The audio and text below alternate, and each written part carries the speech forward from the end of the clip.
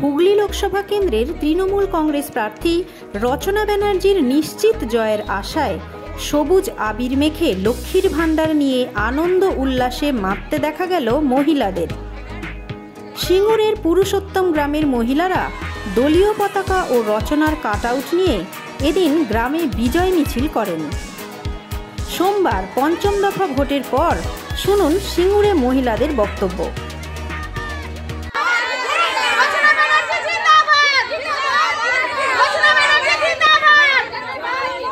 আবিরা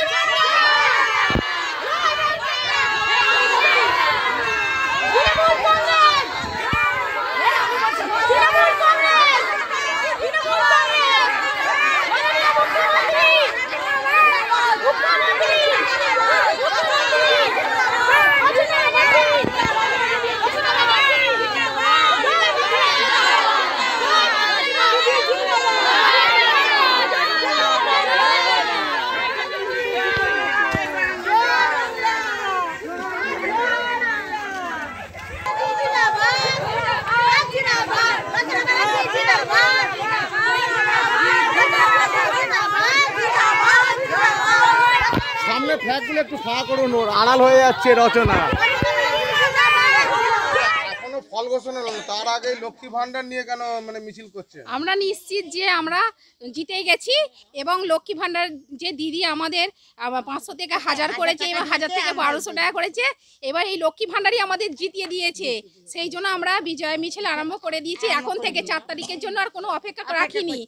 আমরা এই বিজয় মিছিলটা আজ থেকেই আরম্ভ করে দিয়েছি আবির মেয়েকে সকলের জন্য। দিদি নাম্বার 1ই আমাদের রচনা দিয়ে জিতবে, সেই আশাতেই আমরা এই লক্ষ্মী ভান্ডারের আমরা এই ভান্ডার নিয়ে পুজো দিয়েছি এবং সেই ভান্ডার নিয়ে আমরা আজকে বিজয় মিছিল করছি। আমাদের দিদি নাম্বার 1 রচনা ব্যানার্জি হুগলির দিদি নাম্বার 1 হয়ে দেখাবে।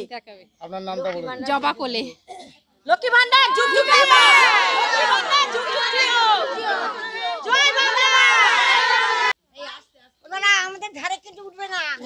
হ্যাঁ, ভোট তো শেষ হলো, এখন তো তাড়াতাড়ি কেন বিজয় মিছিল? হ্যাঁ, ভোট শেষ হয়ে গেছে, কিন্তু আমরা জানি যে আমরাই জিতবো। হুগলি জেলা দিদি নাম্বার 1 জেলা হবে।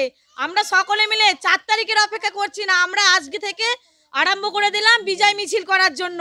আমরা প্রস্তুত হয়ে গেলাম। আবি তো টেলার হ্যাঁ, পিকচার আবি বাকি হ্যাঁ মেরে দোস্ত। তাই জন্য আমরা সবাই মিলে বিজয় মিছিলে উৎসবে মিলিত হয়েছে একত্রে।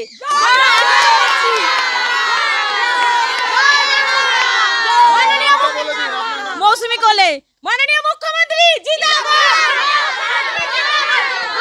কৃষিকাজ সিঙ্গুর।